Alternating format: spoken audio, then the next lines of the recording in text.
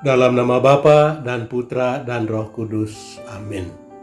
Bapak, Ibu, Saudara-saudari terkasih, salam jumpa kembali dalam renungan inspiratif Pesta Pembaptisan Tuhan berdasarkan Injil Lukas bab 3 ayat 15-16 dan ayat 21-22. Engkaulah putraku terkasih. Bapak, Ibu, Saudara-saudari terkasih, ada sebuah cerita tua dari orang-orang Hindu tentang seekor anak harimau yang diasuh oleh keluarga kambing. Di dalam keluarga kambing itu, anak harimau itu belajar memotong rumput dengan giginya, lalu memakannya. Dia juga belajar bertingkah laku seperti kambing, melompat ke sana kemari. Pada suatu malam, seekor harimau menyerang kambing-kambing itu, sehingga mereka lari terbirit-birit dan terpencar. Tetapi anak harimau itu tetap memakan rumput dan tidak merasa takut. Induk harimau yang menyerang kambing-kambing itu berkata kepada anak harimau tersebut, "Engkau buat apa di sini? Mengapa engkau tinggal bersama-sama kambing-kambing penakut itu?" Dia pun menyeret anak harimau itu dan membawanya ke sebuah kolam. Kemudian dia berkata, "Lihatlah dirimu di dalam kolam itu. Sekarang engkau tahu siapa dirimu.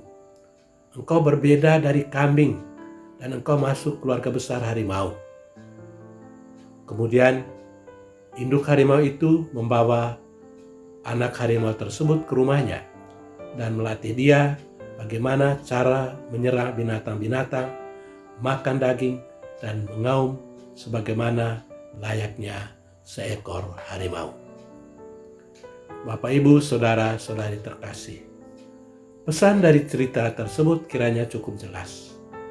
Anak harimau itu menemukan identitas dirinya sebagai harimau setelah dia bertemu dengan induk harimau yang menyingkapkan dirinya sebagai harimau dan bukan sebagai seekor kambing.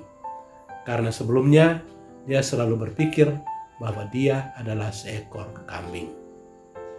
Saudara-saudari terkasih, di dalam Injil hari ini, ketika Yesus dibaptis di Sungai Yordan, Allah Bapa memperkenalkan identitas Yesus yang dipermandikan oleh Yohanes sebagai putra kesayangannya.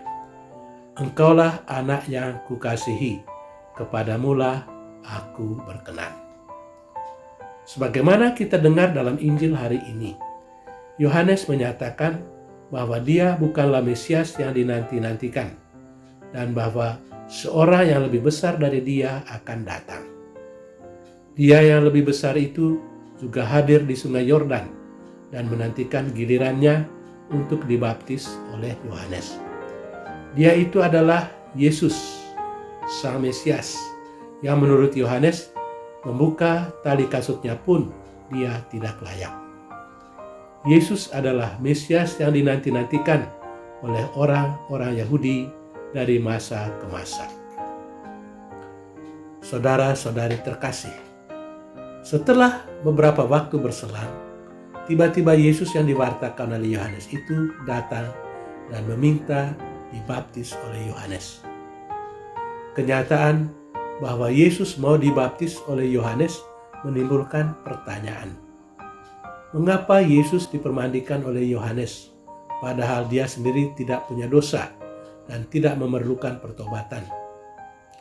Karena itu, tidak mengherankan kalau Yohanes Pembaptis merasa heran dan berkeberatan. "Akulah yang perlu dibaptis olehmu, dan engkau yang datang kepadaku." Matius bab 3 ayat 14. Pembaptisan Yesus oleh Yohanes mungkin menimbulkan pertanyaan.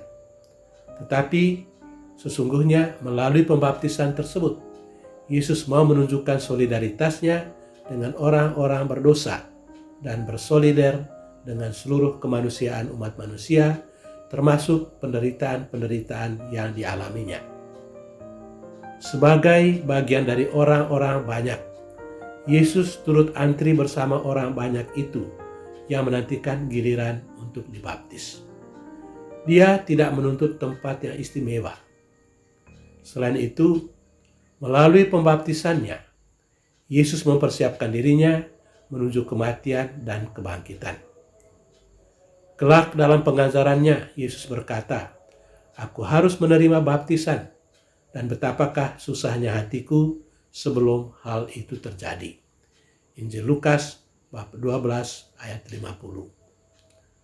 Saudara-saudari terkasih, melalui pembaptisannya, Yesus menunjukkan identitas dirinya sebagai Mesias, Anak Allah yang Maha Tinggi, Putra kesayangan Bapa.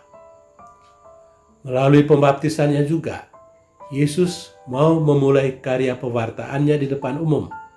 Walaupun sesudah itu dia masih harus menyendiri ke padang gurun selama 40 hari untuk menyiapkan diri bagi pewartaan karya Allah itu. Lalu, bagaimana makna permandian kita sendiri?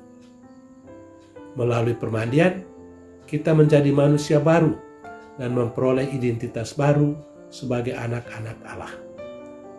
Sebagai anak-anak Allah, martabat kita yang jatuh akibat dosa telah dipulihkan kembali. Tugas kita sebagai orang-orang yang terbaptis adalah menjaga atau memelihara identitas baru sebagai anak-anak Allah dengan selalu berjalan pada jalan-jalan yang telah ditetapkan oleh Tuhan di dalam kitab suci. Semoga Tuhan memberkati kita. Amin. Dalam nama Bapa dan Putra dan Roh Kudus. Amin.